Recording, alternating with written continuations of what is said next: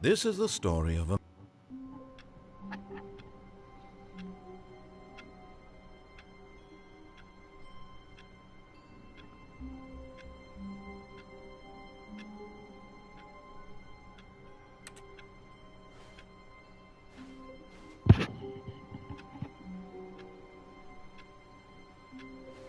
All of his co-workers were gone. What could it mean? Stanley decided to go to the meeting room. Perhaps he had simply missed a memo.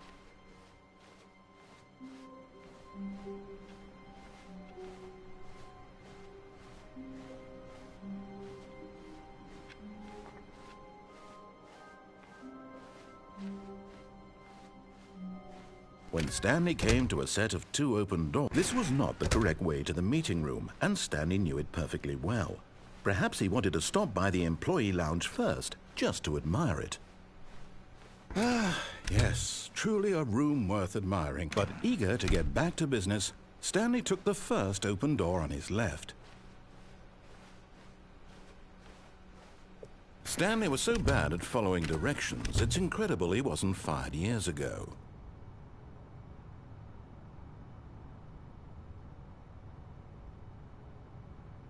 But in his eagerness to prove that he is in control of the story and no one gets to tell him what to do, Stanley leapt from the platform and plunged to his death. Good job, Stanley. Everyone thinks you are very powerful.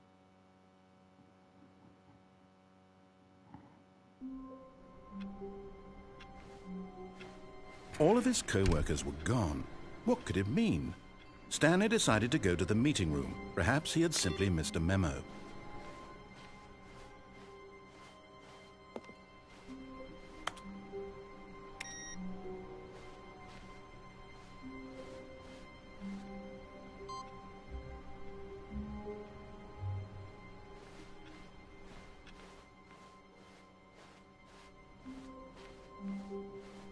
When Stanley came to a set of 2 open doors, this was not the correct way to the meeting room, and Stanley knew it perfectly well. Perhaps he wanted to stop by the employee lounge first, just to admire it. Wow, yes, this room. But eager to get back to business, Stanley took the first open door on his left.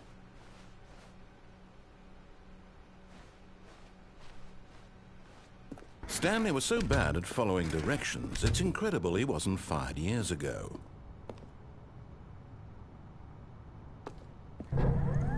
Look, Stanley, I think perhaps we've gotten off on the wrong foot here. I'm not your enemy, really, I'm not. I realize that investing your trust in someone else can be difficult, but the fact is that the story has been about nothing but you all this time. There's someone you've been neglecting, Stanley. Someone you've forgotten about.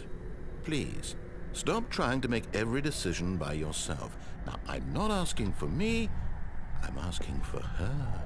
This is it, Stanley. Your chance to redeem yourself, to put your work aside, to let her back into your life. She's been waiting.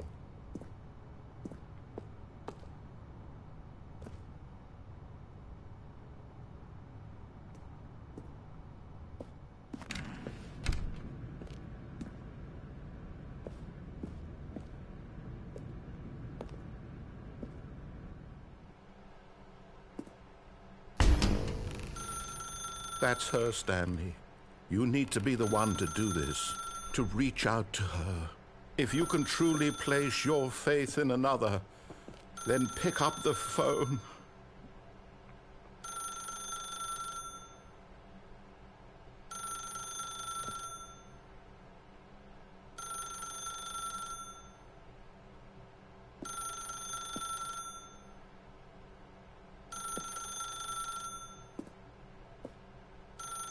As Stanley picked up the phone, a white light engulfed him, filling him not just with radiance, but with hope. Hope for a life reunited one... Wait. Oh, goodness. Stanley, did you just unplug the phone? No, that wasn't supposed to be a choice. How did you do that? You actually chose incorrectly? I didn't even know that was possible. Let me double check. No, it's definitely here, clear as day. Stanley picks up the phone. He's taken to his apartment where he finds his wife, and the two pledge themselves to one another. Music comes in, fade to white, roll credits. Not picking up the phone is actually somehow an incorrect course of action. How is that even possible? None of these decisions were supposed to mean anything. I don't understand. How on earth are you making meaningful choices? What did you... Wait a second. Did I just see... No, that's not possible. I can't believe it. How had I not noticed it sooner? You're not Stanley. You're a real person. I can't believe I was so mistaken. This is why you've been able to make correct and incorrect choices. And to think I've been letting you run around in this game for so long. If you'd made any more wrong choices, you might have negated it entirely. It's as though you completely ignored even the most basic safety protocol for real-world decision-making. Or did you not grasp the severity of the situation? Well, I won't have that kind of risk on my watch.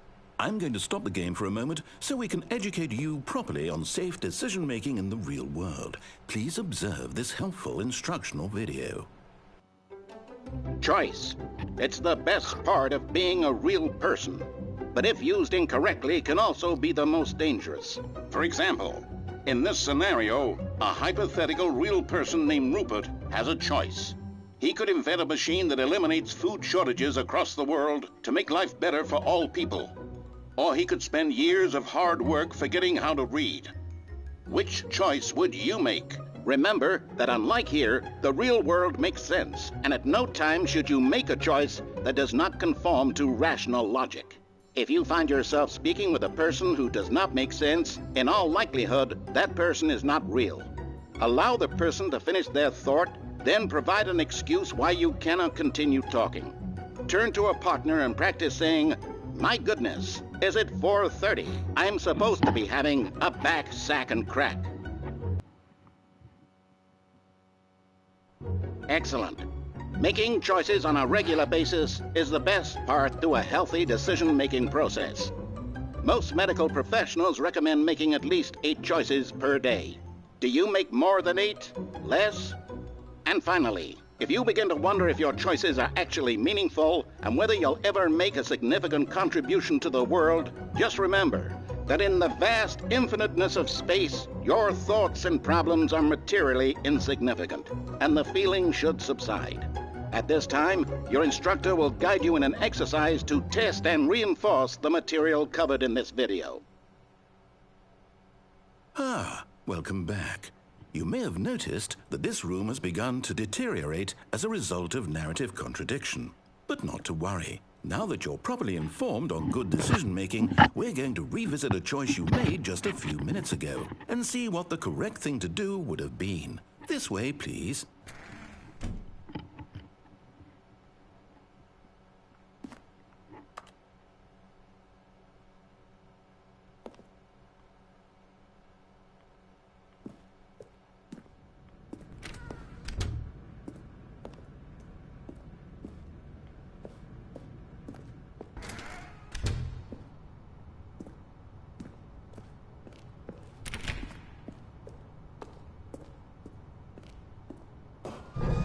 Now that we know your choices are meaningful, we can't have you jumping off the platform and dying.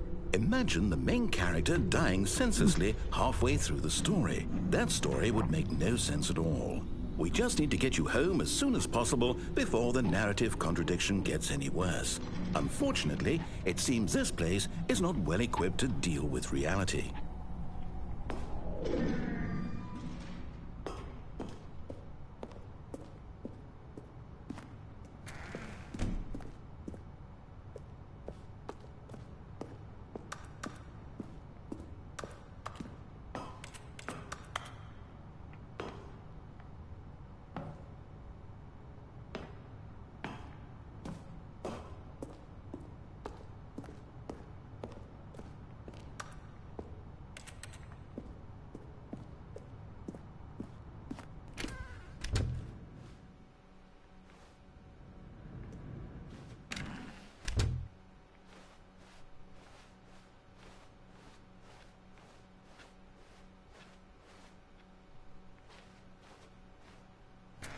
Almost there. You'll take the door on the left, back to the correct ending, the story will have resolution once again, and you'll be home free in the real world.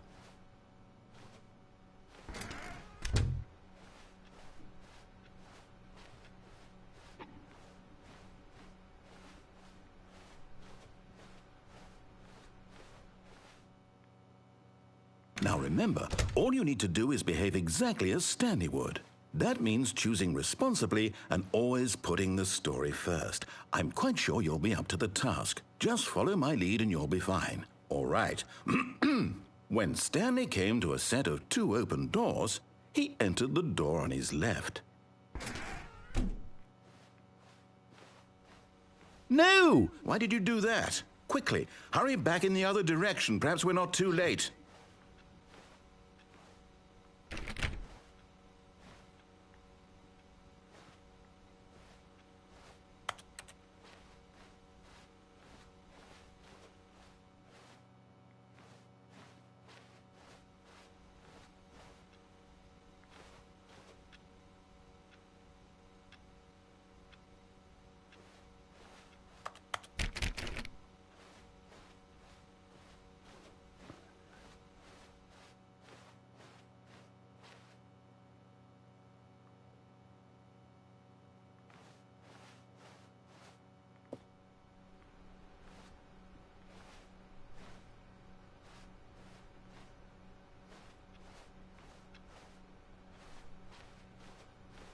Oh, it's ruined.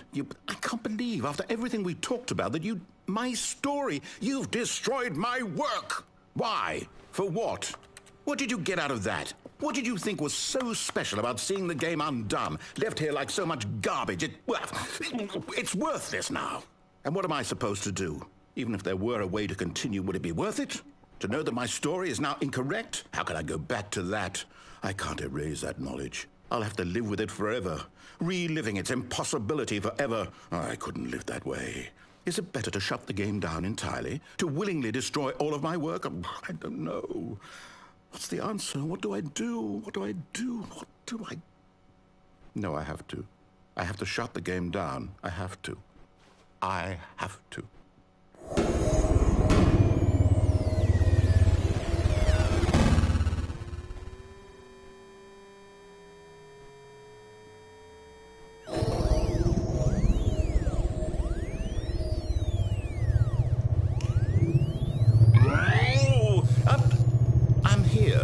I'm still here in this pile of rubbish, with you, who thought you were so clever. Now look where we are. My entire game is destroyed. It was the only thing in the world that was mine, and you've run it into the ground. What, did you think that would be funny? You just had to see? Didn't I impress upon you how important it was to be like Stanley? He actually knows how to do what I tell him to. He understands that if I say to do something, there's a damn good reason for it. That thought hadn't even occurred to you, had it? That there's a world outside of you? You're a child. Oh, my story. If you'd just gone through the door on the left, you would have seen it. There was a whole underground facility. You would have destroyed it and been victorious. It would have been so perfect. I worked so hard on it. I tried so hard to make...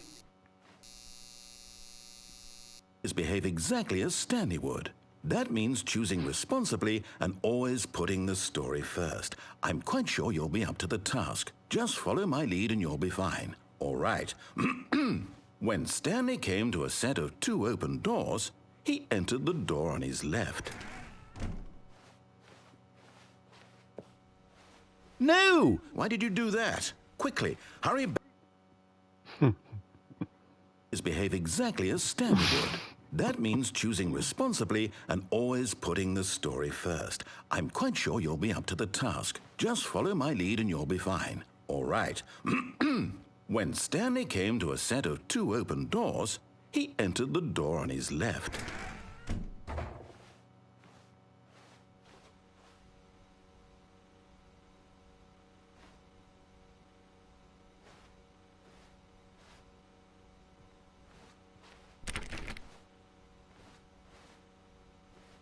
No! Why did you do that? Quickly, hurry back. Behave exactly as Stanley would. That means choosing responsibly and always putting the story first. I'm quite sure you'll be up to the task. Just follow my lead and you'll be fine. All right. When Stanley came to a set of 2 open doors, he entered the door on his left.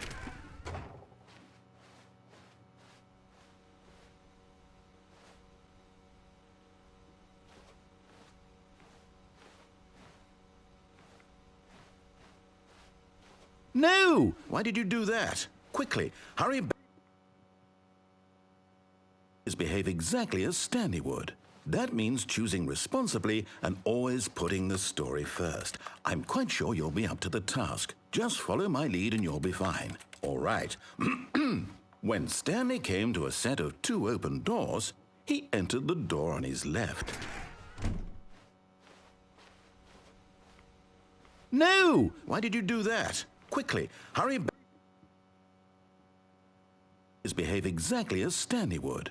That means choosing responsibly and always putting the story first. I'm quite sure you'll be up to the task. Just follow my lead and you'll be fine. All right. When Stanley came to a set of 2 open doors, he entered the door on his left.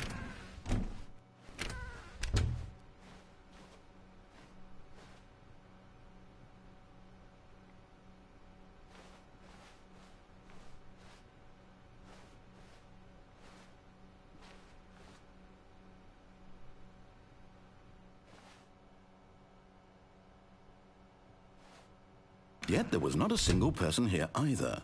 Feeling a wave of disbelief, Stanley decided to go up to his boss's office, hoping he might find an answer there.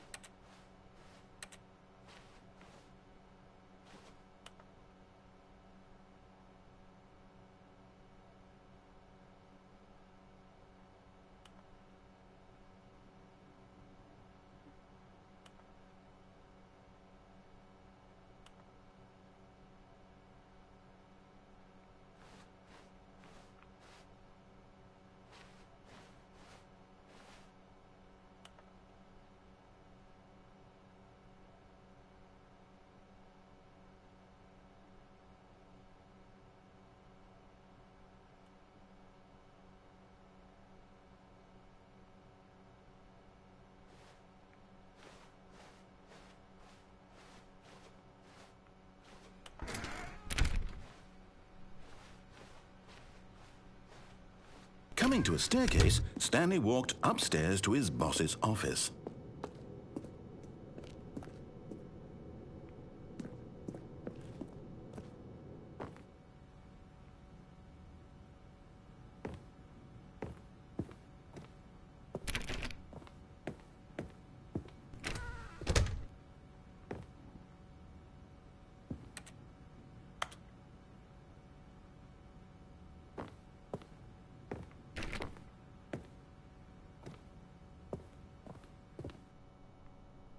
Stepping inside his manager's office, Stanley was once again stunned to discover not an indication of any human life.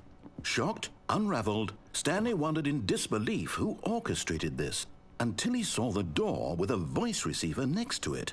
Surely behind this door lay all the answers to his questions. And beyond all probability, he knew the passcode. He had seen it on his boss's computer just last week. Nightshark 115. Was this the code to open the door? Would it still work? There was only one way to find out. Stanley had been trained never to speak up, but now he would draw from within himself the courage to face the unknown. He drew a sharp breath and then spoke the code.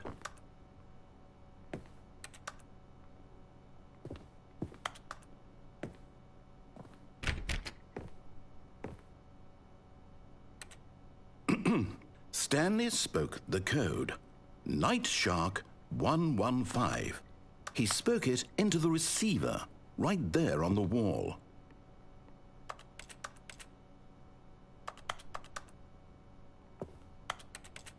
I'm sorry, is there a problem? You didn't mishear me, did you? Please speak the code into the receiver. Otherwise, we can't get on with the story. This is a crucial step.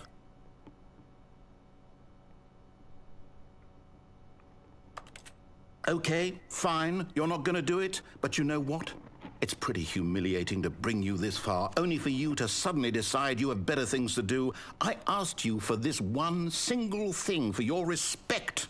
The kind of respect Stanley shows for his choices. He knows what it means to take a story seriously. If you didn't want to see what I had to show you, then why did you come here? You had a choice, you know. You could have gone through the door on the right. You could have done whatever the hell you wanted over there. Why did you come this way? Speak. Say something to me. Explain yourself, you coward. You... When Stanley came to a set of 2 open doors, he entered the door on his left. Stanley?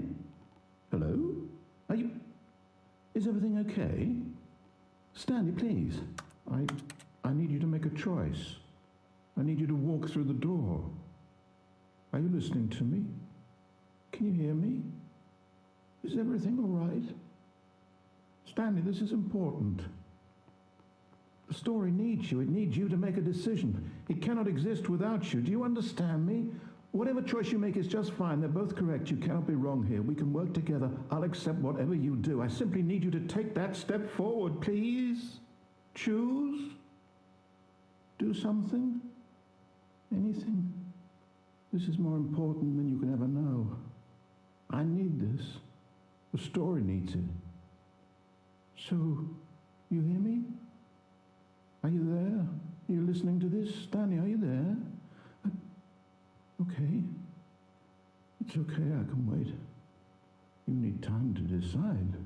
Time to make sure your choice is correct. That is the best choice. That's all right. I'll wait for you to decide what's the right thing to do. Take as much time as you need.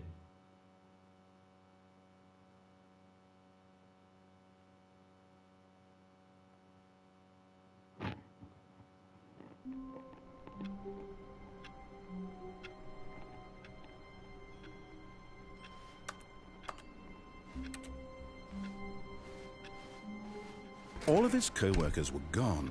What could it mean? Stanley decided to go to the meeting room. Perhaps he had simply missed a memo. No matter how hard Stanley looked, he couldn't find a trace of his co-workers.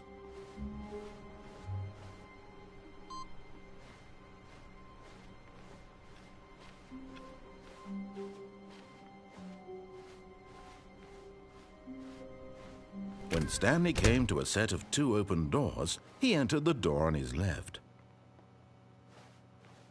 This was not the correct way to the meeting room, and Stanley knew it perfectly well. Perhaps he wanted to stop by the employee lounge first, just to admire it. The lounge was sublime, a work of art. But eager to get back to business, Stanley took the first open door on his left.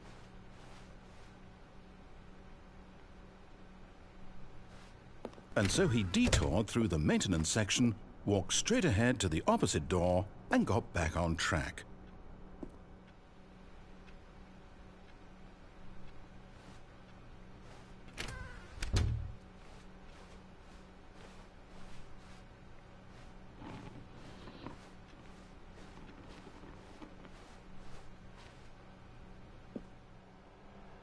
Yet there was not a single person here either. Feeling a wave of disbelief, Stanley decided to go up to his boss's office. Hoping coming to a staircase, Stanley walked upstairs to his boss's office.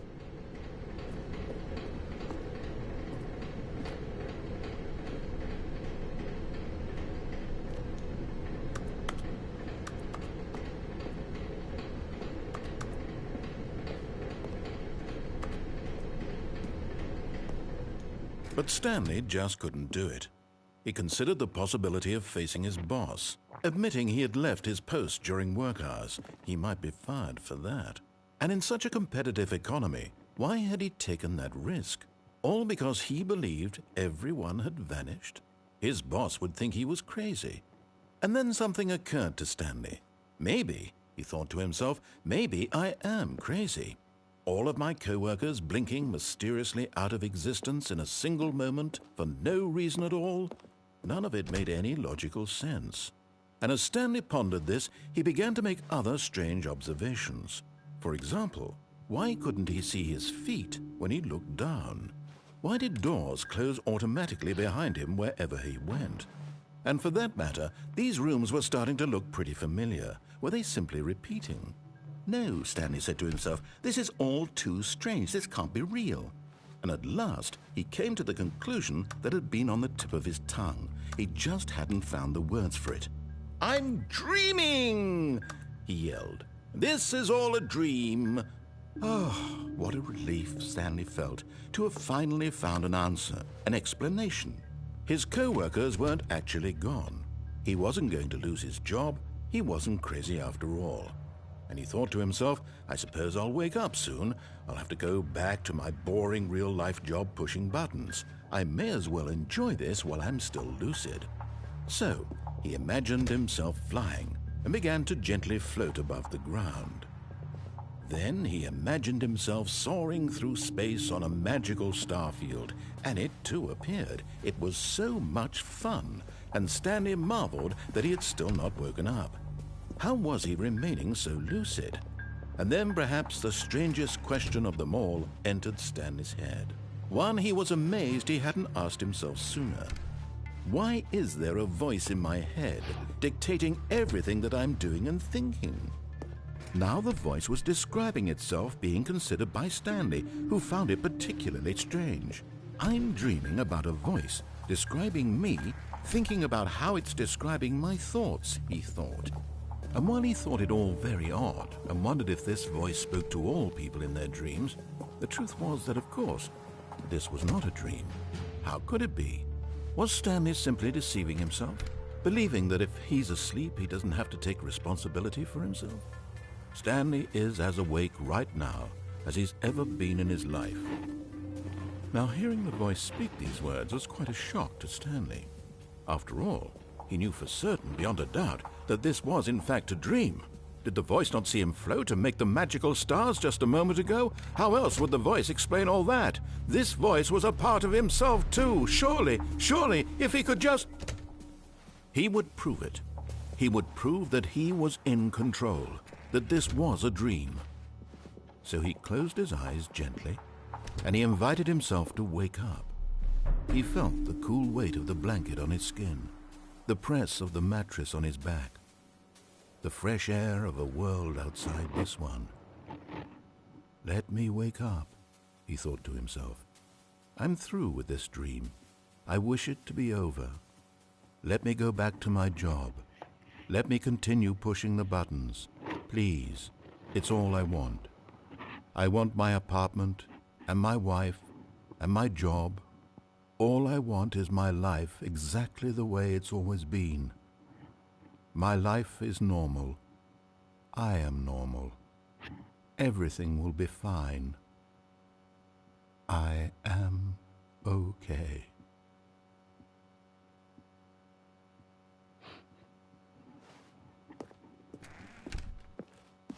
Stanley began screaming. Please, someone, wake me up. My name is Stanley. I have a boss. I have an office. I am real. Please, just someone tell me I am real. I must be real. I must be. Can anyone hear my voice? Who am I? Who am I? And everything went black.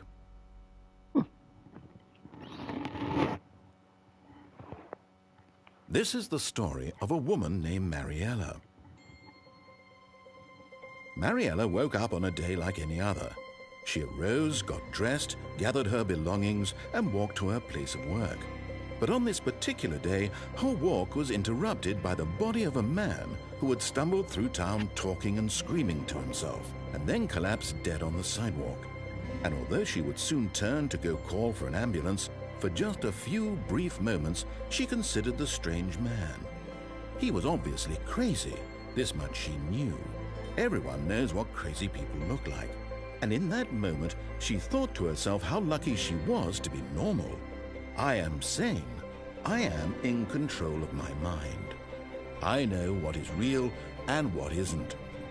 It was comforting to think this, and in a certain way, seeing this man made her feel better. But then she remembered the meeting she had scheduled for that day, the very important people whose impressions of her would affect her career, and by extension, the rest of her life. She had no time for this, so it was only a moment that she stood there, staring down at the body. And then she turned and ran.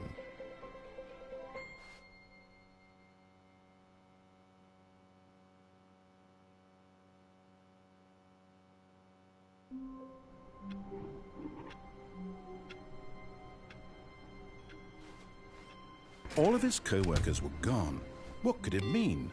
Stanley decided to go to the meeting room. Perhaps he had simply missed a memo.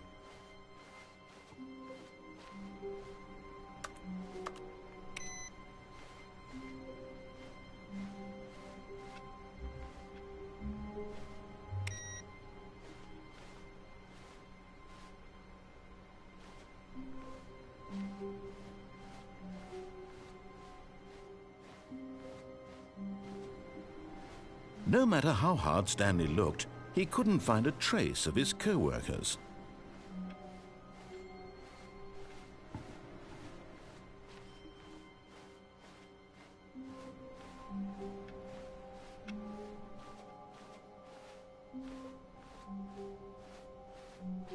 When Stanley came to a set of 2 open doors, he entered the door on his left.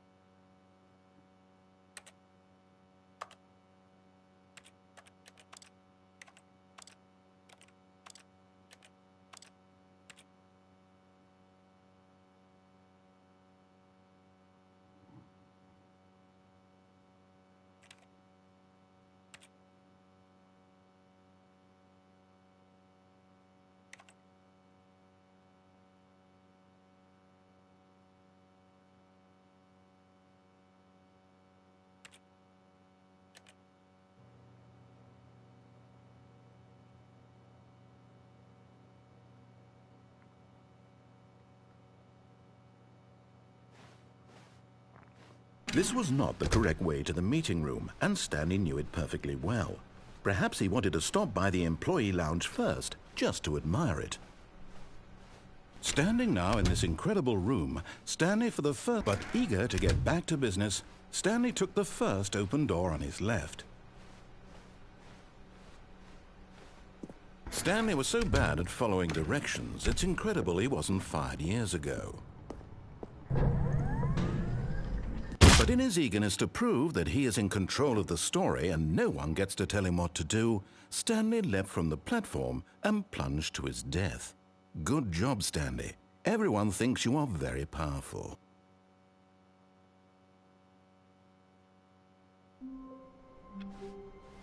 How wonderful. Stanley was alone. Finally. This is great, he thought to himself. This is what I've wanted all along. I got what I wanted.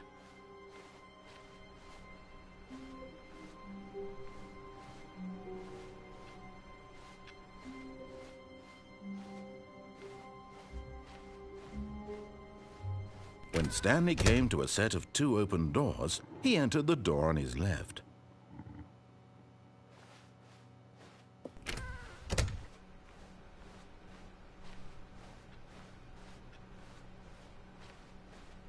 Yet there was not a single person here either. Feeling a wave of disbelief, Stanley decided to go up to his boss's office, hoping he might find an answer there. Coming to a staircase, Stanley walked upstairs to his boss's office.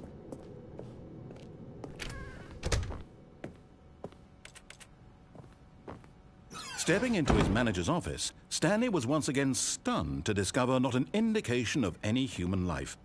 Shocked, unraveled, Stanley wondered in disbelief who orchestrated this. What dark secret was being held from him?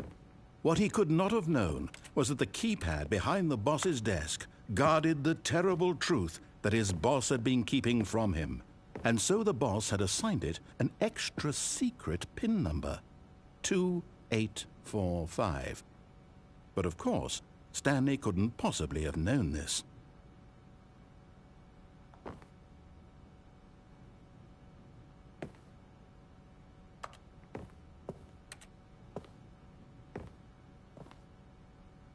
Stanley just sat around twiddling his thumbs. Trying to input anything on the device was useless, since he could never possibly know that the combination was 2845.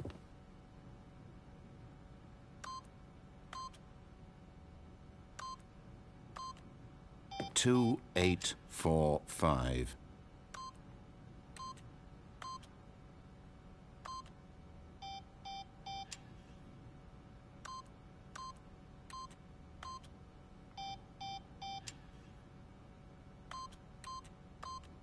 Forgot, but it turns out that the panel's emergency override kicked in, and the door just opened all by itself, and Stanley got the hell along with the story.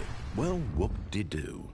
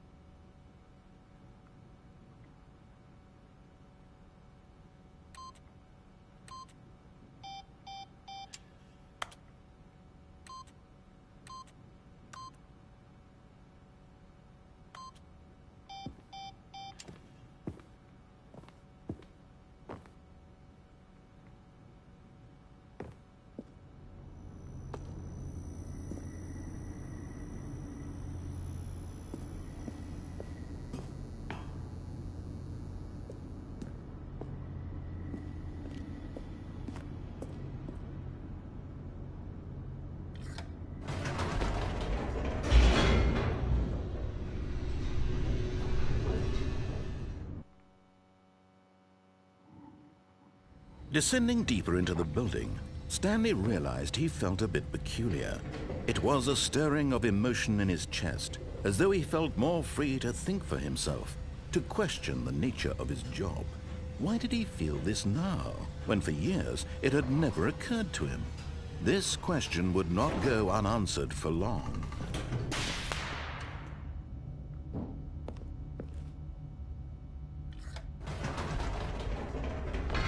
Whoops, nope, never mind. Stanley actually got back into the elevator and went back up. Silly me. Why did Stanley do that when he knew that it would just lead back to his boss's office? Well, that's a great question. I just can't wait to find out.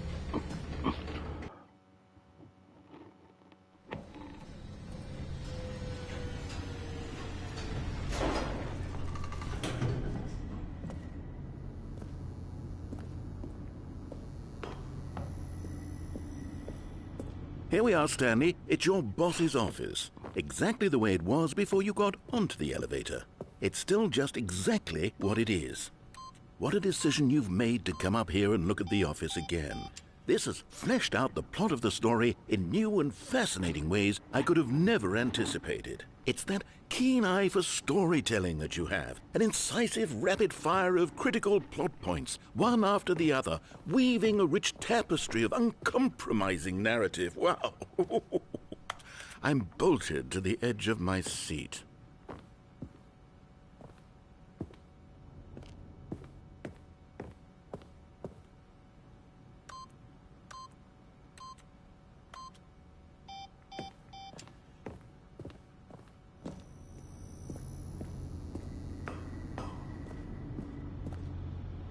Incredible.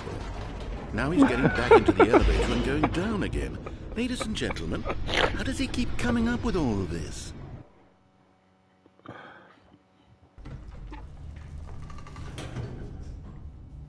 Surely this time Stanley will walk forward into the spooky corridor, won't he?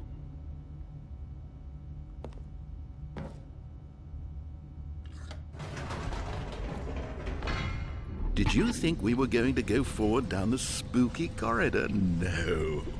It's time once again to go back up in the elevator. I can't even begin to grapple with what might be up there. Is it the boss's office again? Or what if it's the boss's office this time? The suspense is killing me.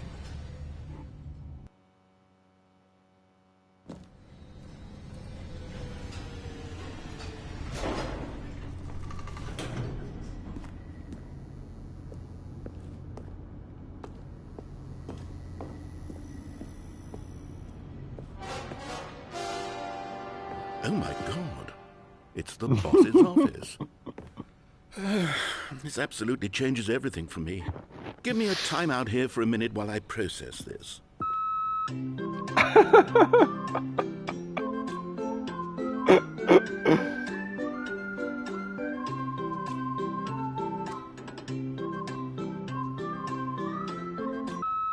Okay, I'm ready. I'm prepared to embrace this stunning revelation and to move forward with... No, wait. No, I need more time to process.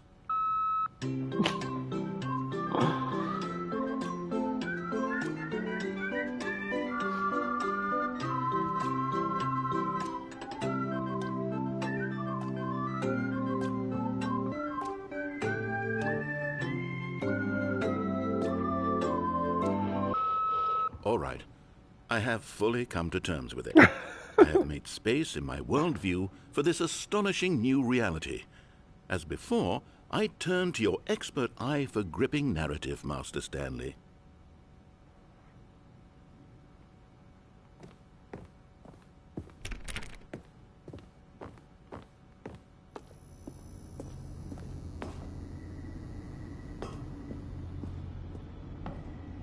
Of course. Going back down in the elevator. How did I not anticipate it? I mean, sure, now it's obvious, but you have to understand that 30 seconds ago, this kind of thing had never been attempted before. I had no frame of reference to even anticipate it. That's just how revelatory Stanley's decision-making is. A breath of fresh air in a landscape of storytelling that has grown stale and repetitive.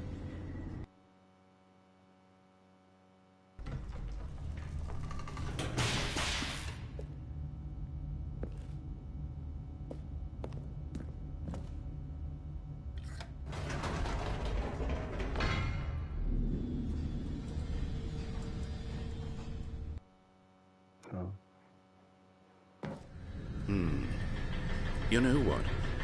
I've just thought of something. Hold on, let's stop for a moment. Don't you realize? It's the anticipation, Stanley. You and I, we have no way of knowing what will be at the top of this elevator. But the suspense, the agony of waiting and anticipating and having to guess, that's the real thrill. Oh, I simply don't want to let that feeling go. It's so precious, so fleeting. Why don't we take this elevator ride nice and slow? There we go.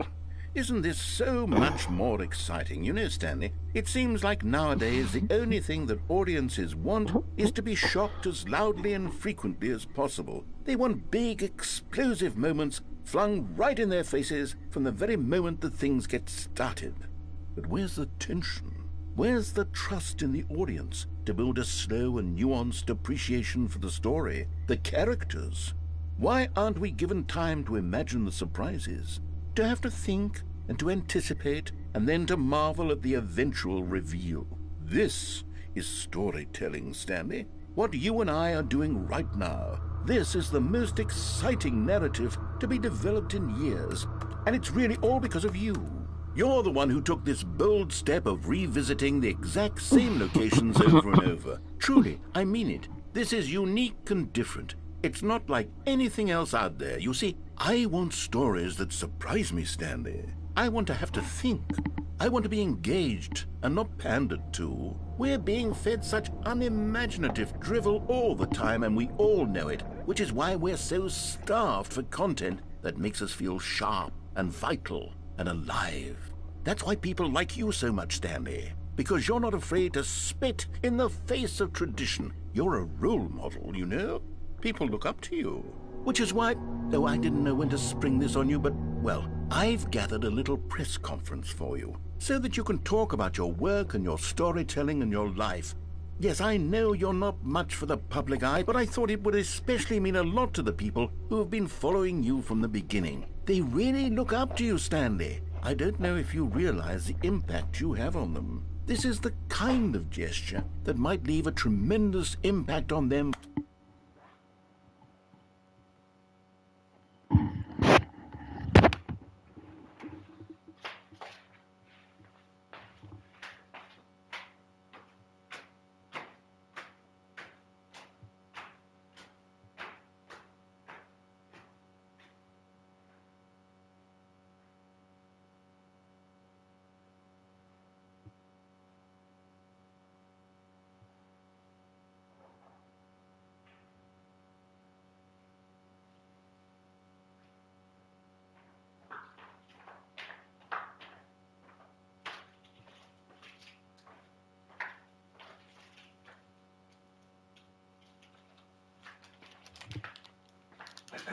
Ecco, doccia.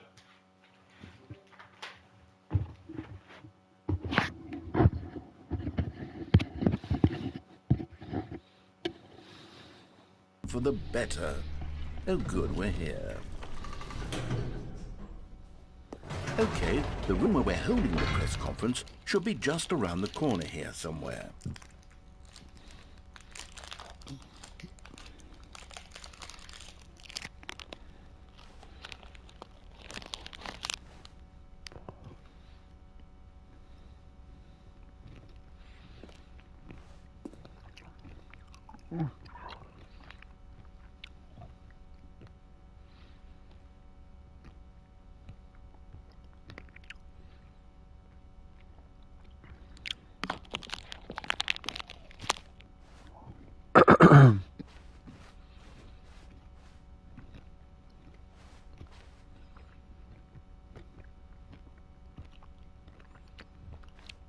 Ah, yes, here it is, just through this door.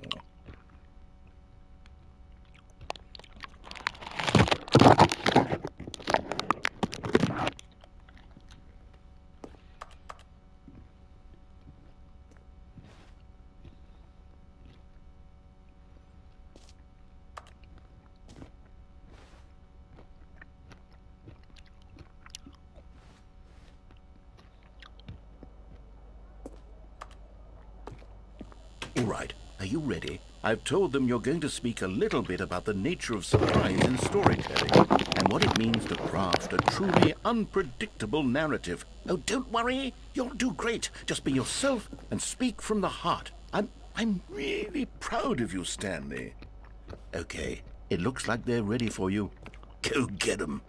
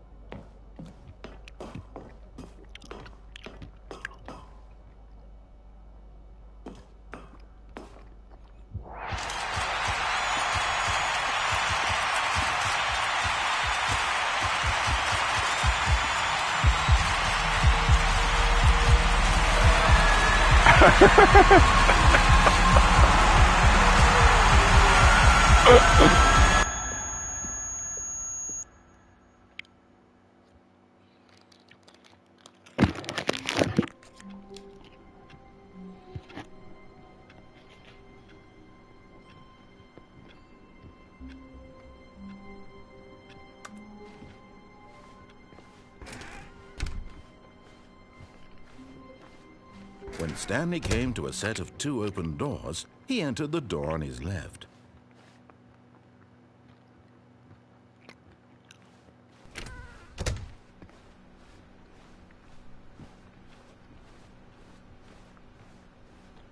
Yet there was not a single person here either.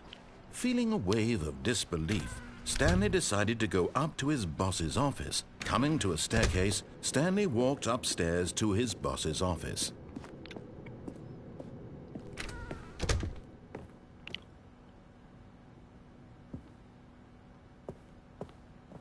Stepping into his manager's office, Stanley was once again stunned to discover not an indication of any human life.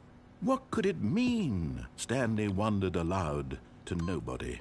He began wildly tearing through papers on the boss's desk, pulling books off the shelf, looking behind paintings, desperate for clues to his situation.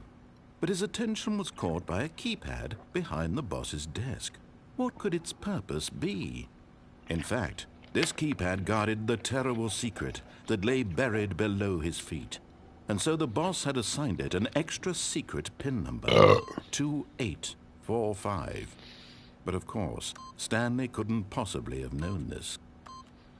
Yet incredibly, by simply pushing random buttons on the keypad, Stanley happened to input the correct code by sheer luck. Amazing. He stepped into the newly opened passageway.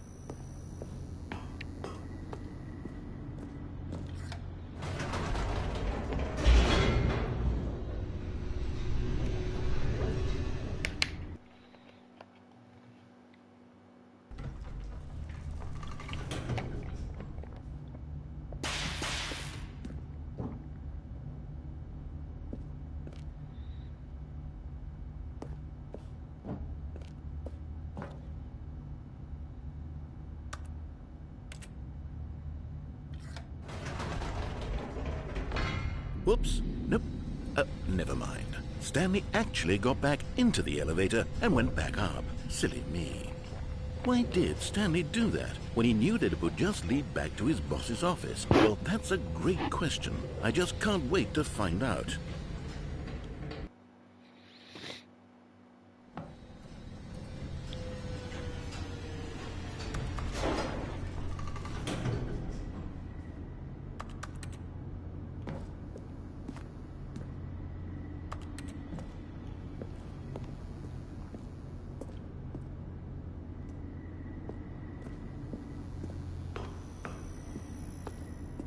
Here we are, Stanley. It's your boss's office. Exactly the way it was before you got onto the elevator.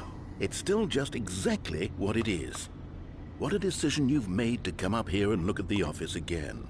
This has fleshed out the plot of the story in new and fascinating ways I could have never anticipated. It's that keen eye for storytelling that you have, an incisive rapid fire of critical plot points, one after the other, weaving a rich tapestry of uncompromising narrative. Wow! I'm bolted to the edge of my seat. Incredible. Now he's getting back into the elevator and going down again. Ladies and gentlemen, how does he keep coming up with all of this?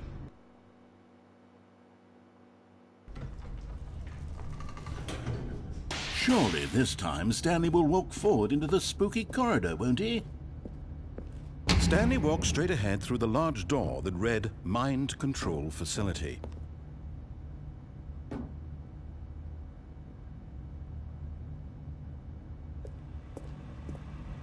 Although this passageway had the word escape written on it, the truth was that at the end of this hall, Stanley would... But of course, Stanley thought better of it and realized he simply had too much to live for.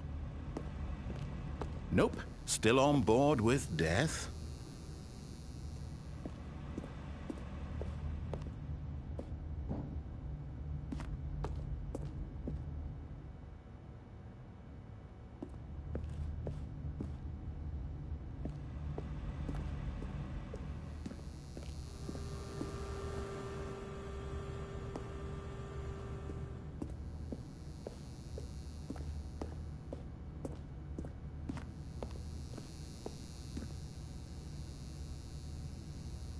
The door behind him was not shut. Stanley still had every opportunity to turn around and get back on track. At this point, Stanley was making a conscious, concerted effort to walk forward and willingly confront his death.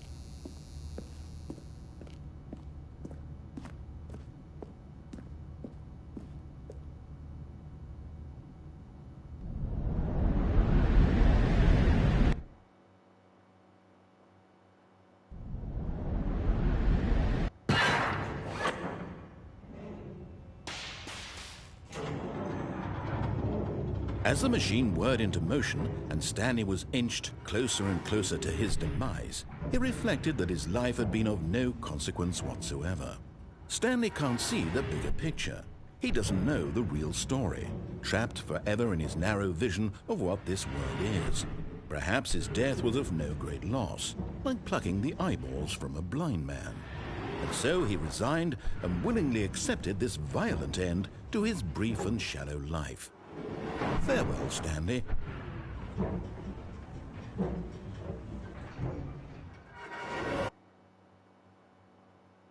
"Farewell, Stanley," cried the narrator, as Stanley was led helplessly into the enormous metal jaws.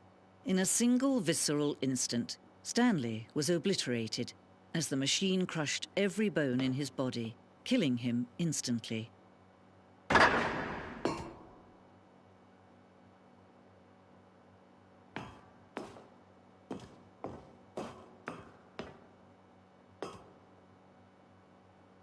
And yet it would be just a few minutes before Stanley would restart the game, back in his office, as alive as ever. What exactly did the narrator think he was going to accomplish?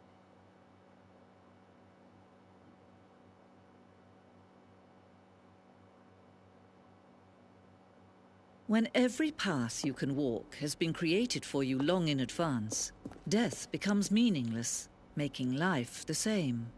Do you see now? Do you see that Stanley was already dead from the moment he hit start?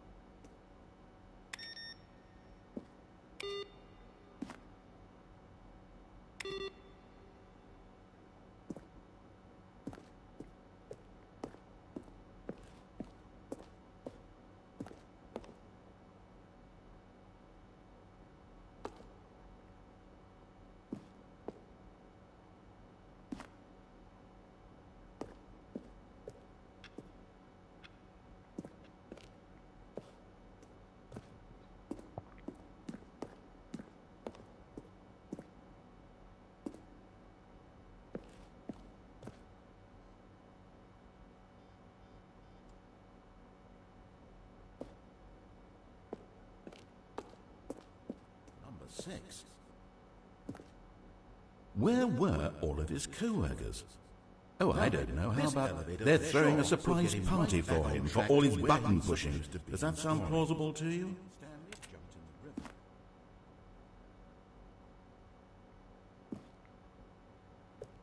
Then he pushed the number 8. Stanley walked over the bridge. Stanley pushed the big red button.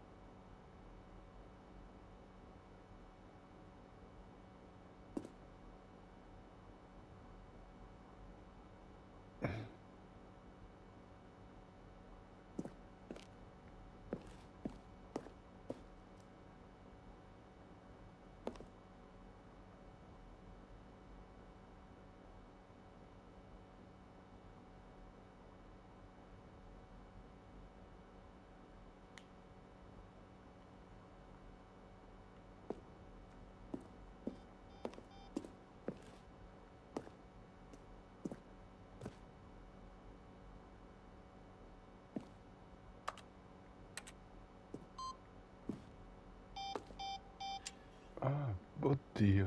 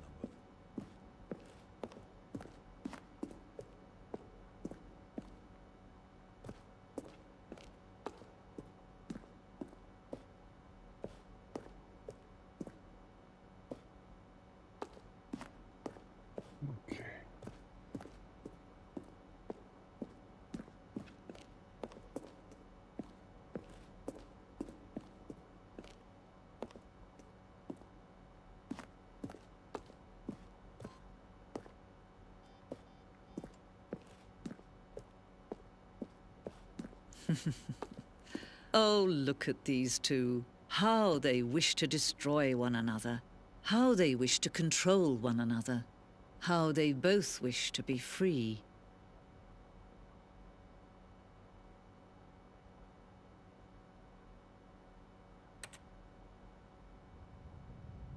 Can you see? Can you see how much they need one another? No, perhaps not. Sometimes these things cannot be seen. But listen to me. You can still save these two. You can stop the program before they both fail. Turn off your PlayStation. There's no other way to beat this game. As long as you move forward, you'll be walking someone else's path. Stop now and it'll be your only true choice. Whatever you do, choose it. Don't let time choose for you. Don't let...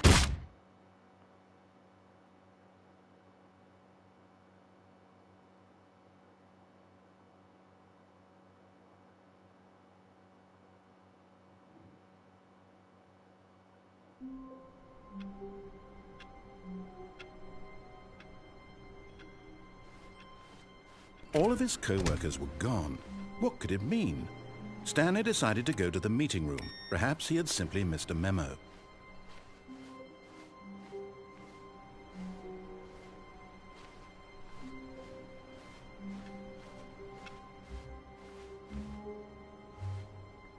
Oh, new content? What does that mean, new content?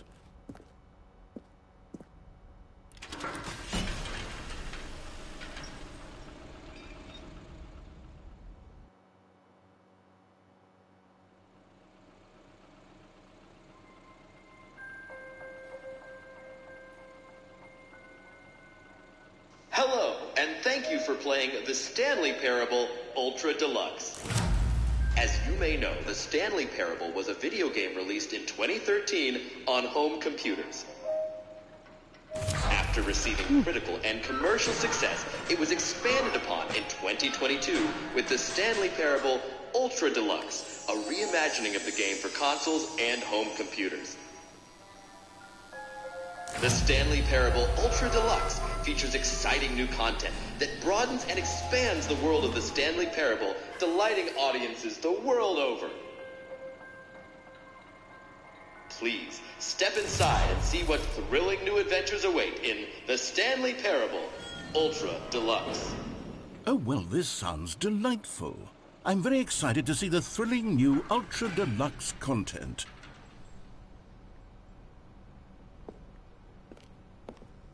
Okay, so far it's an elevator. Nothing special yet, but I'm sure it's just the beginning of a mesmerizing adventure.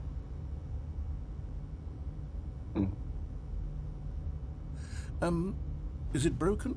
What's going on here?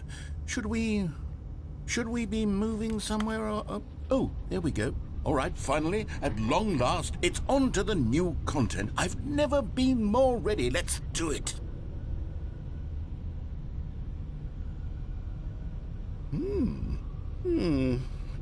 I have to say, initial impressions of Stanley Parable Ultra Deluxe, mostly tedious. It's as if the... Oh, okay. Let's see the content. Give me the content, Stanley.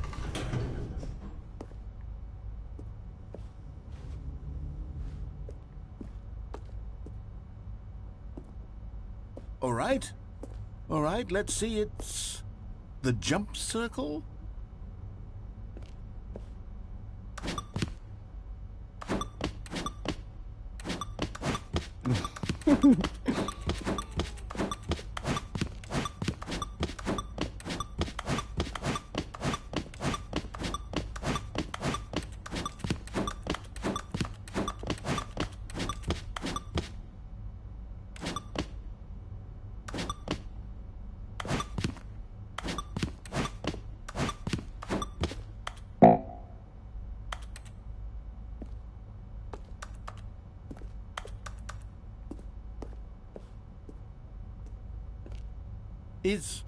Is that it?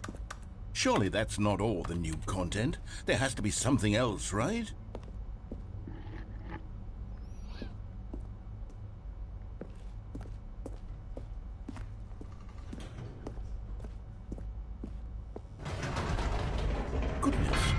Another elevator. Stanley, I have to say, initial impressions of this game are not positive. It's just elevators and jumping. Is this what passes for exciting new content? If this is new content, then I could just read you the whole dictionary. There's 20 hours of new content right there. Hell, I could count to 30 trillion. You could put that on the box. The Stanley Parable Ultra Deluxe, now with over 1,000 hours of new content. And if... Oh, wait. There's more. Very good. Yes. I knew there had to be something else. Let's see it. I'm ready for whatever it is.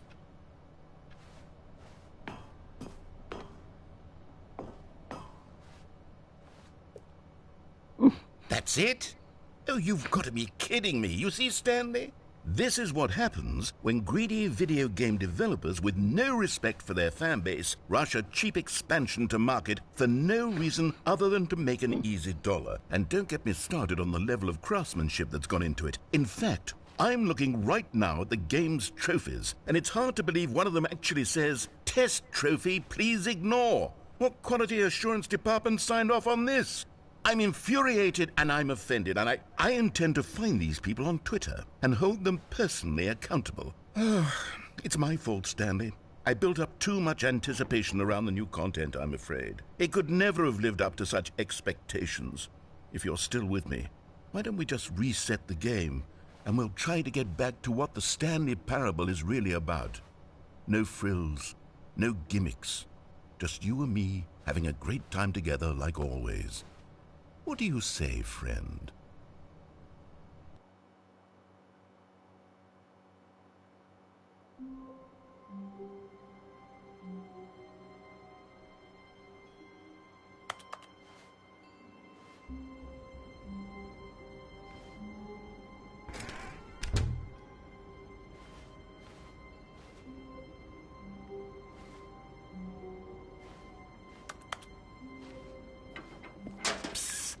Stanley, come over here. In the vent. I want to show you something.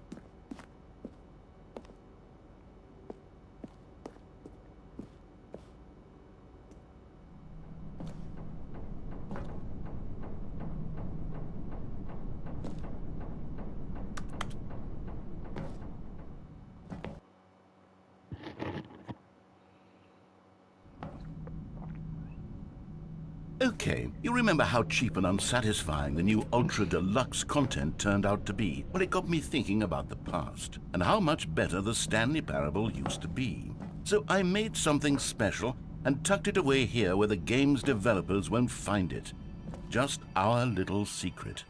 Take a look. I call it the Memory Zone. It's where I've been storing all my favorite memories so I can relive the peak experiences of my life whenever I want.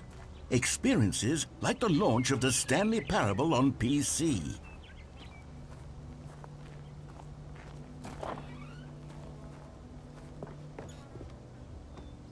You see, Stanley, doesn't the Memory Zone remind you of how wonderful Stanley Parable was before it was sullied with a cheap PlayStation port? Remember back in October of 2013, when the game originally launched? Back then, video games had integrity. Back then, it all meant something. Oh, the waste.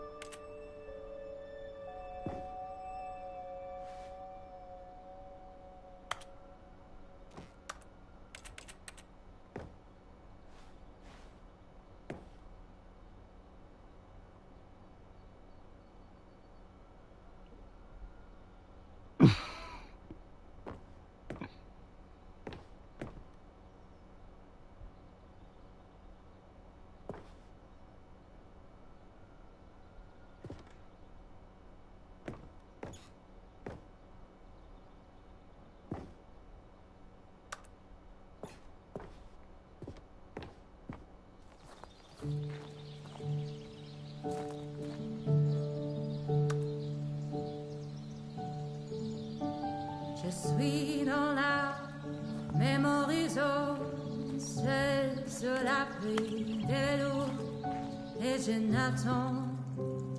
And over here is where I keep reviews of the Stanley Parable. Like this stunning triumph of games journalism, 10 out of 10 from Destructoid.com. James Stephanie Sterling writes, and I quote, "Where so many games that aspire to be more than games end up less than any form of art, Stanley Parable strives and then succeeds to be every game ever created." Did you hear that, Stanley? Every game ever created. That's how grand and all-encompassing the original Stanley Parable was. It was literally every game ever created. It was Skyrim, it was Persona 3, it was all of them, and now it's nothing. It's no games at all. It isn't even the Stanley Parable anymore. It's just a husk now. A lifeless husk with an hour of new elevator content.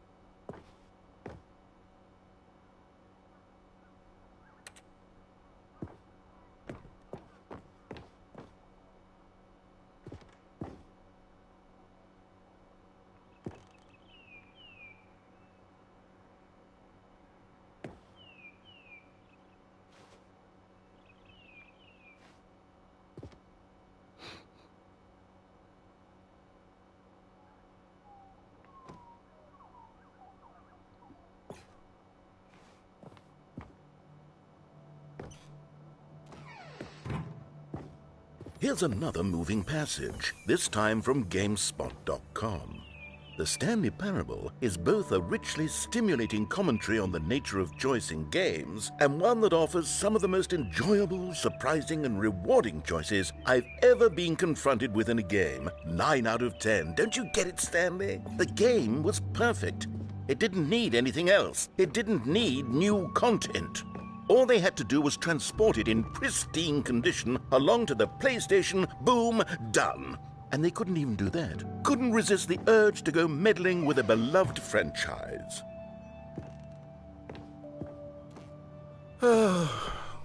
These were simpler times, Stanley. But I wouldn't give to go back to have it all over again.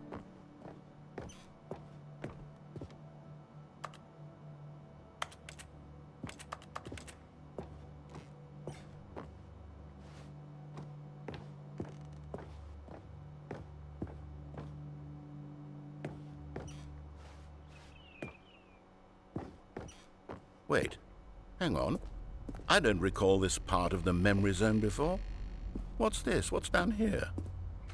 Oh no, oh God, no, Stanley. It's a collection of reviews from Pressurized Gas, the extremely popular online storefront for computer games. I haven't looked at these in years. I can't even imagine what's been collecting down here. Surely these reviews were glowing as well, weren't they? Honestly, I could not be bothered to play this game to full completion. The narrator is obnoxious and unfunny, with his humor and dialogue proving to be more irritating than entertaining. Unfunny! I'm not trying to be funny. I'm trying to make a serious work of art. I suppose I could write up a handful of gags to insert into the Stanley Parable, but the game is already such a densely layered web of profound philosophical insights that I can't even imagine where I'd have the room to stick them.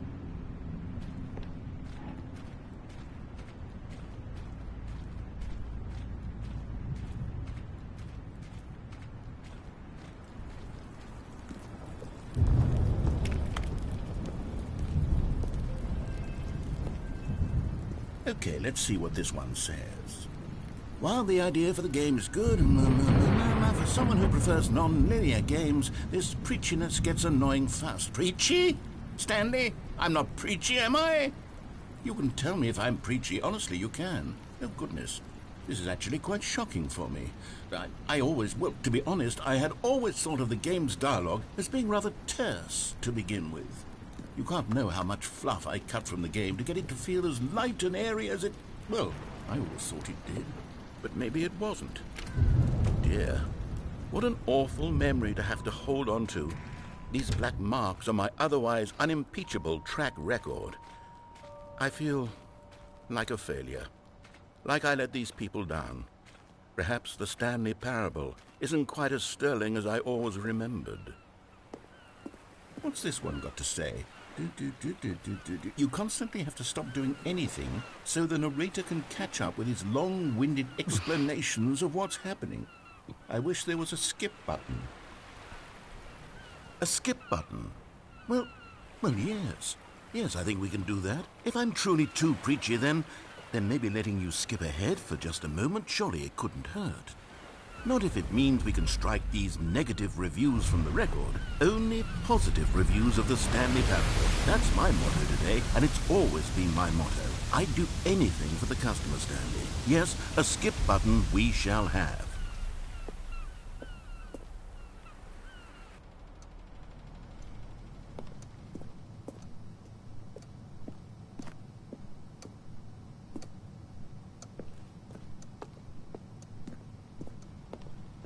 And here it is. Go ahead and give it a shot. I'll pop you forward in time so that the second my incessant droning starts to... Oh, you're back, you see. You were only frozen in time for a few minutes, but it was plenty of time for me to deliver a long, rambling monologue full of unnecessary verbal... Well there, sport. You really did catch me rambling on a bit, didn't you? But that's the power of the button. The minute I start to go off on a thoughtless display of self-absorption, it's... Okay, welcome back, Stanley. Now, I should say that the amount of time the button has been skipping through is becoming longer and longer. That last one was, well, I want to say maybe 30, 45... Stanley, please don't push the button again. It's been 12 hours. You've just been frozen there. I don't know why the skips are getting longer, but they're... Oh, Stanley. You're back. Oh, my goodness. I have someone to talk to again. Stanley, I think it's been a week. Or 2 weeks. I've been sitting here all that time. Just sitting here. Not a single... Oh, hello. It's you. You're here again. Welcome. I have had time to think about you and about us and about everything we've been through. I've had so much time.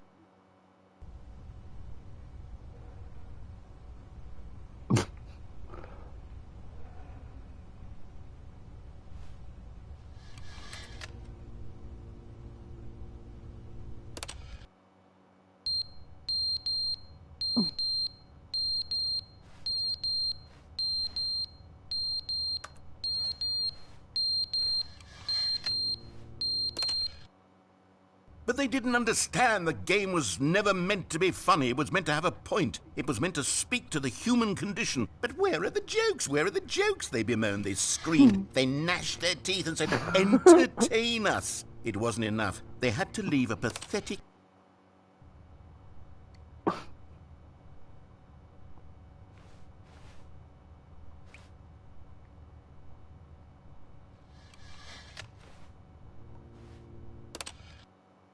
The end is never the end, is never the end, is never the end, is never the end, is never the end, is never the end, is never the end, is never the end, is never the end, is never the end, is never the end.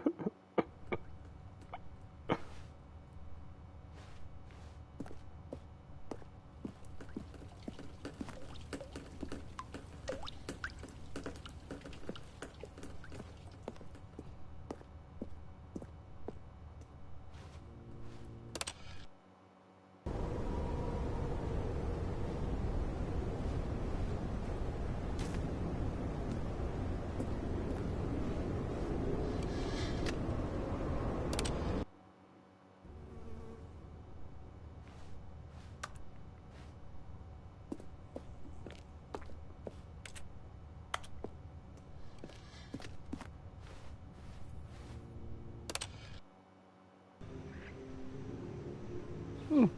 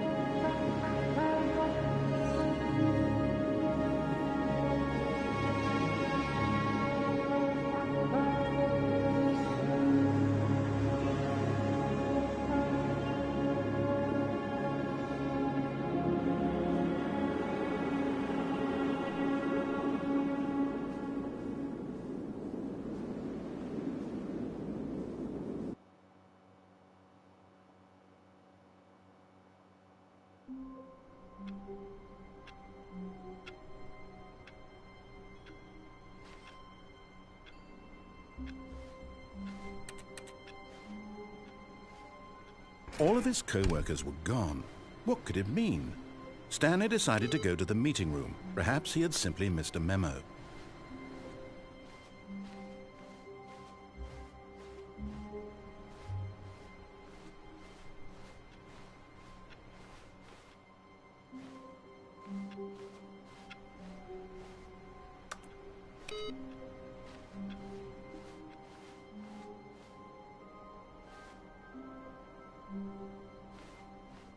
Oh, good. You notice my sign. Yes, I have something very exciting to show you.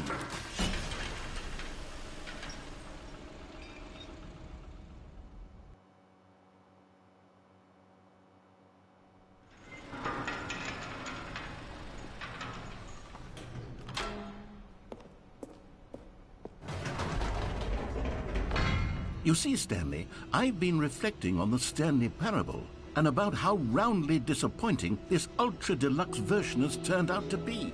The original Stanley Parable was a landmark, and any new content for it should live up to that legacy. So forget this ultra-deluxe nonsense. I say we take it one step even further. Which is why I'm very proud to announce for the first time ever, the Stanley Parable 2.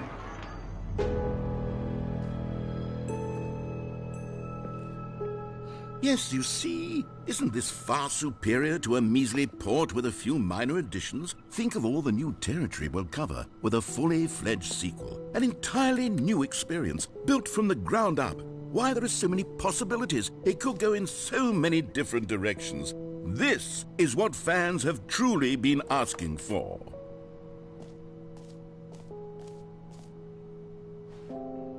Calling it the Stanley Parable 2 is just so much catchier than Ultra Deluxe, don't you think? Ultra Deluxe? What does it even mean? But the Stanley Parable 2, now that's an artistic statement right there.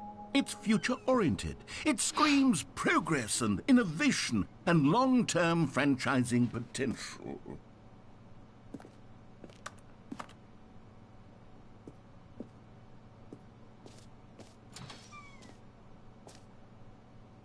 Now, to be clear, I haven't quite nailed down what exactly the Stanley Parable 2 is going to be, but let's take a look at some of the features I've been developing for it.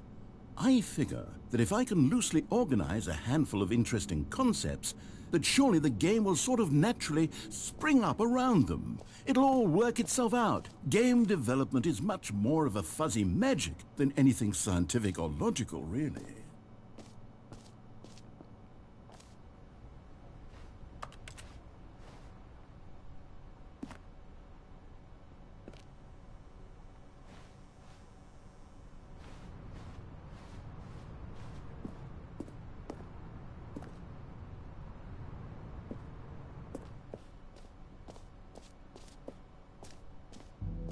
here we are. Go on, try out some of the new features.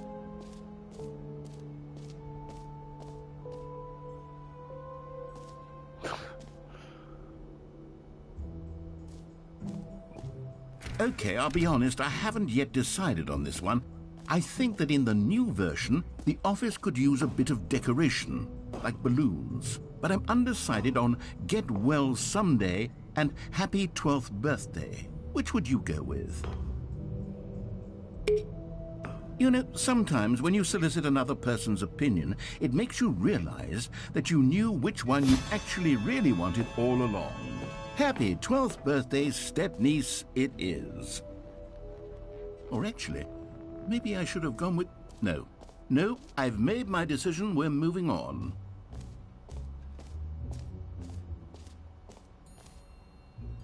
You know what? Let's bring the jump circle back for Stanley Parable 2 as well. It's a... Oh, wait.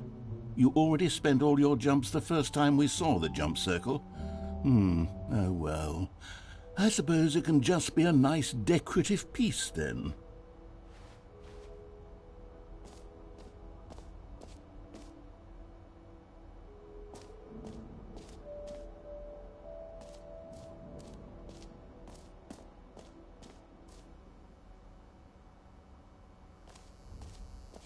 Now, here's something special. You remember that broken test trophy that got left in the game on accident?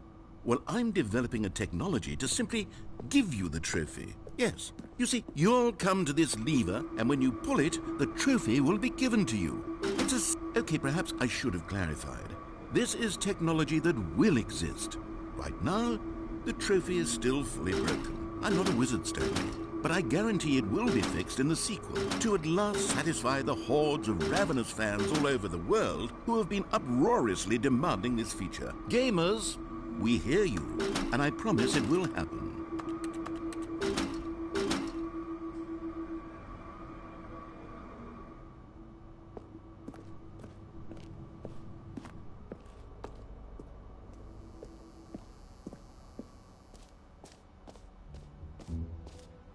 What else? What other exhibits haven't we seen yet?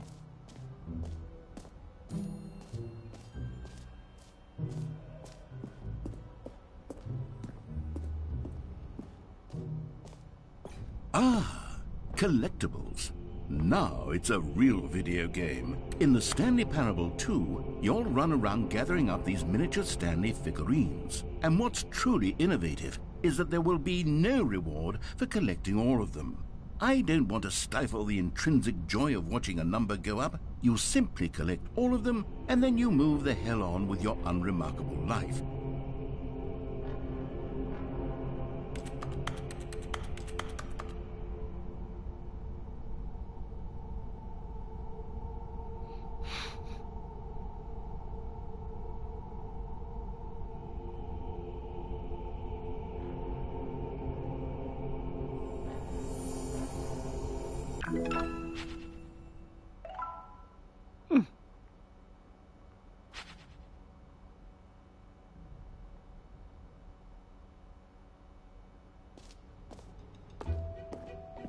God, it really is the worst when you collect everything in a video game and then they give you a big fancy reward for it. Absolutely tragic.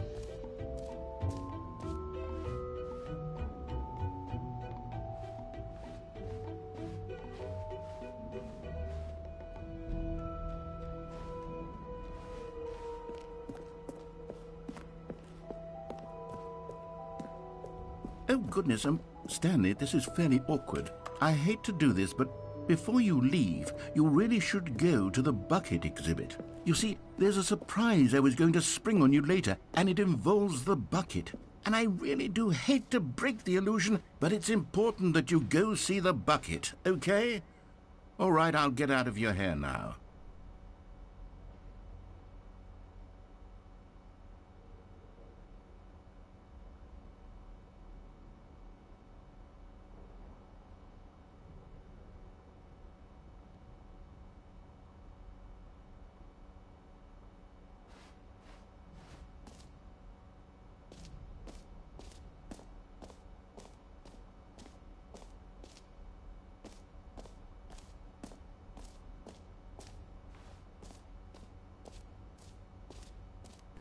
For the Stanley Parable 2, I asked myself, what do players really want? And of course, the first and most obvious answer is that they want to be individually recognized and validated as people. So with that in mind, my first addition to the game is this button which speaks the name of the person playing the game. Jim. Isn't that... Sorry, I should have clarified. Right now, the button only says the name Jim. But of course, in the final game, this button will say your name, whatever name that is. Here, let's have you role-play as Jim to really simulate the full experience of this feature. Just play along. I promise you'll love it. Okay, here we go. Let's take a deep breath, clear your mind, forget whoever you are, and simply become a person named Jim. I want you to imagine... Jim. Whoa, hold on. I wasn't finished setting up the backstory. If you don't properly roleplay as Jim, then you'll never understand the impact of this button. Otherwise, it's just a stupid button that says somebody else's name. Okay, we're doing it again, and this time let me finish first. Now, allow yourself to become Jim. Jim. All right, fine, whatever. It's just a meaningless button that says Jim. Are you happy now? Get out of here. I'm done with this button. Why don't you go humiliate me in front of a different feature that I worked very hard on?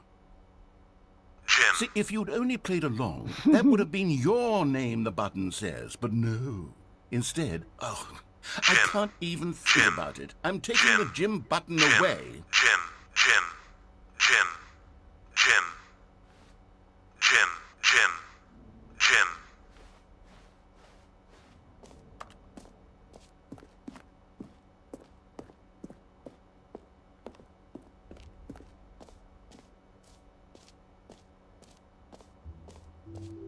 Maybe I'll only let people named Jim play the Stanley Parable 2. They would appreciate what I've created here.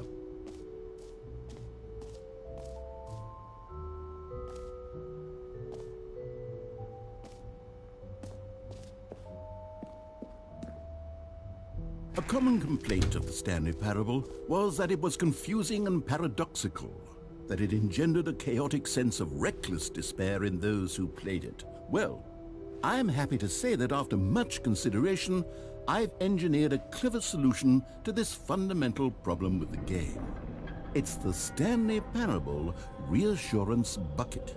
You see, Stanley, anytime you're holding the bucket, a sense of calm and ease will fill your mind and your heart. It's true.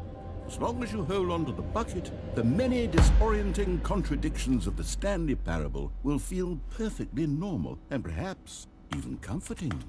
You may even come to long for the gentle embrace of jarring cognitive dissonance while the bucket is in your arms. And to be honest, it's a much more convenient solution for me than actually redesigning the game to be less uncomfortable. Can you imagine what a pain in the ass that would be? Yes, the bucket is the perfect solution. Come on, give it a try.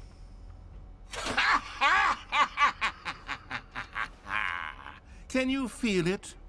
The glow of comfort, even in the face of crushing despair, must already be sweeping through your body. And in fact, can I say that I do believe the bucket lends you an air of charisma as well? I think that just holding it has made you the slightest bit more attractive as a person. The benefits of the bucket seem to go on, don't they? All this and more await you in the Stanley Parable 2.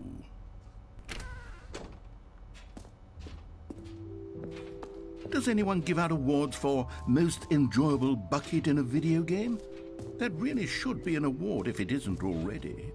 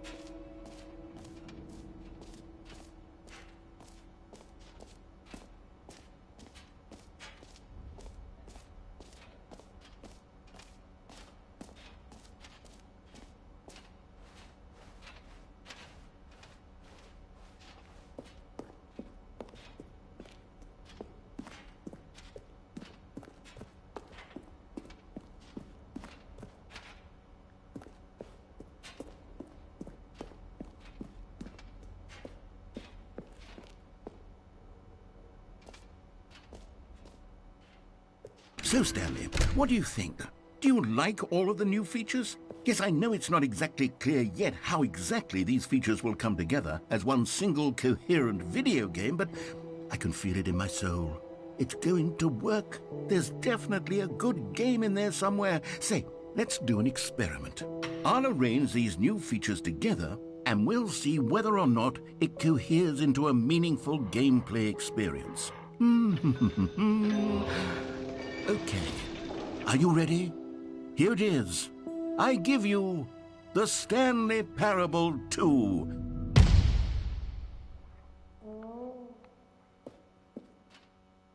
I mean, there's potential here, right? It's sort of... Okay, never mind. Hold on, let me do a different arrangement. Okay, yes, this is much better. I feel good about this. Here we go. Version 2. Who am I kidding, Stanley? This isn't a coherent video game at all. It's a lot of gags. And I do very much enjoy creating gags, but they don't add up to anything. I wanted more than anything to create a sequel that would capture all the magic of the first game. I wanted fans to love it. No matter how good these gags are, they won't stand on their own. They would need the structure and the gameplay of the original. Wait, maybe that's it. I can take the original Stanley Parable and simply, well, insert a few of my new features into it. Tastefully, of course. With respect. With care for the vision and integrity of the original game. Would it possibly work? I suppose it could. But it would need a really, really tremendous title screen. A title screen that says with bold and uncompromising conviction, "This is the Stanley Parable 2. Let me see if I can whip something up. All right, perfect. Go ahead. Take a look.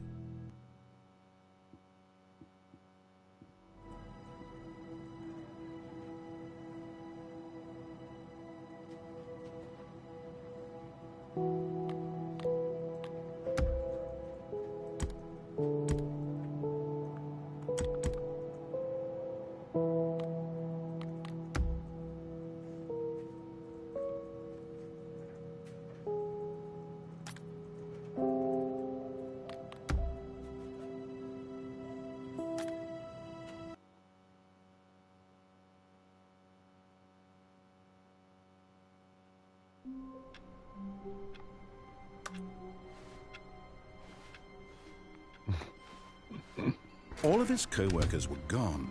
What could it mean? Stanley decided to go to the meeting room. Perhaps he had simply missed a memo.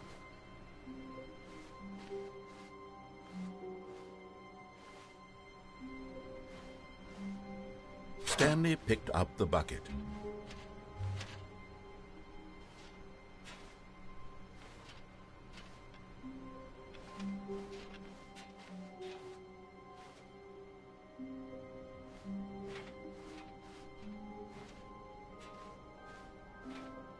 Stanley clutched the bucket tightly to his chest and entered the door on his left. This was not the correct way to the meeting room, but Stanley had felt the bucket calling to him, telling him that the employee lounge was simply the place to be. And here it was. Had the bucket turned out to be correct? Was this better than... No, never mind. The bucket was wrong. Stanley took the door on his left to go back to the meeting room.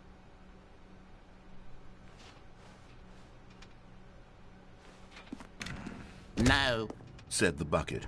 Don't go to the meeting room. Go somewhere else. The cargo lift, yes. Go there. Go to the cargo lift. Good, said the bucket. Now ride the lift all the way to the top. There's something up there I need you to do. Stanley did not question why or how this bucket was speaking to him. It should have alarmed him, of course, because buckets can't talk. But Stanley chose not to think about this obvious fact. He was firmly convinced that the bucket had spoken to him, and he unthinkingly did whatever the bucket asked.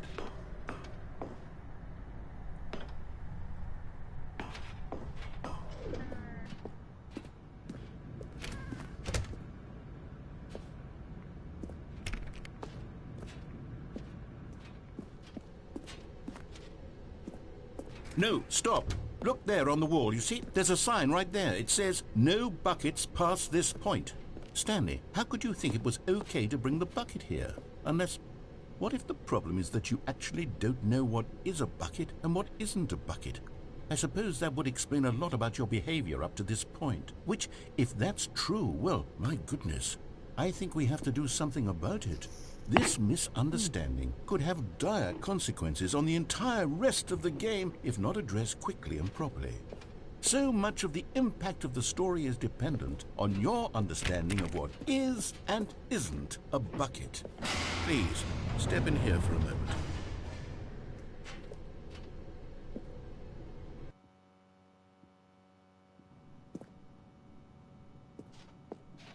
Now then, I'm going to run you through some test scenarios, and you'll tell me whether or not the thing I'm showing you is a bucket. Simple enough, right? This should tell us everything we'll ever need to know about what is or is not a bucket. Okay, let's begin. Item 1. Is this a bucket? Correct. It is a hologram of a bucket, not an actual bucket.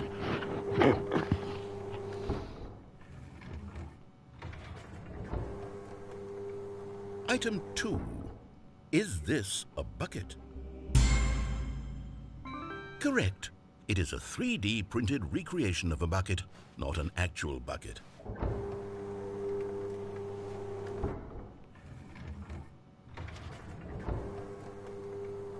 Item 3. Is this a bucket? Incorrect. This is a bucket.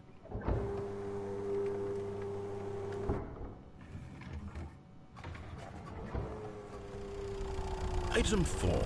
Is this a bucket? What? Are you hallucinating? This is a tractor. It's an enormous machine that tills the earth. I thought this was a gimmick.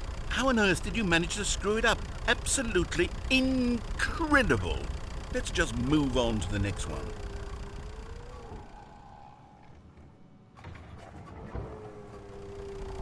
Is this a bucket? Correct. This is a bucket.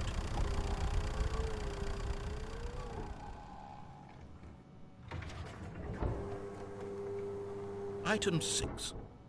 Is this a bucket? Trick question. Both. Gotcha.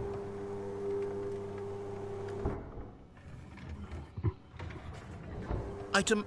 Wait, hold on. I can't find the next one. Let me see. It should be around here somewhere.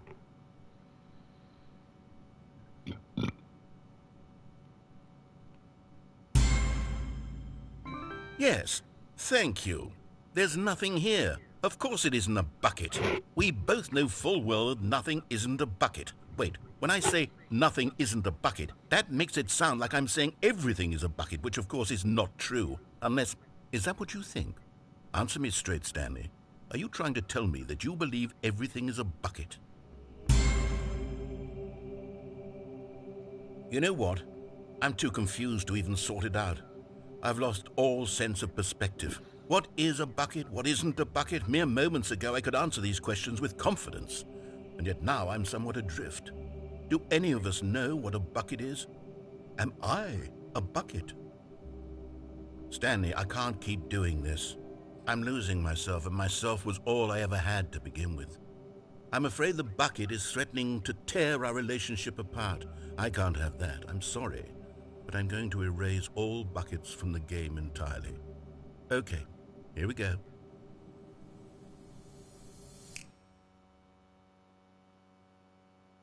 What happened? Is everything gone? Why did everything disappear? Wait, was everything a bucket? Every single thing in the game was a bucket? Oh my God, I had no idea. How could... Except me.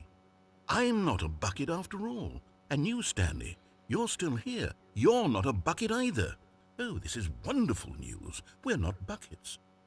Yes, I actually feel much more at ease right now. It's delightful to get some clarity on that issue, but it doesn't change the fact that we haven't got a game. So, tell you what, I'll reset everything and we'll put back all of the buckets, okay? And we'll know that it's all a bucket. But if you run into anyone else, maybe don't mention that. Who knows what that information might do to a person? All right, here we go.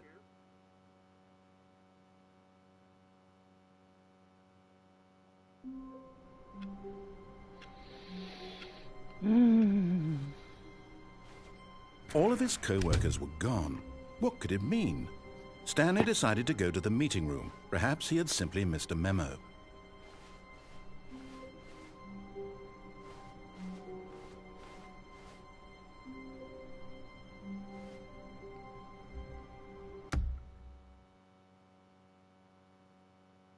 Il secret.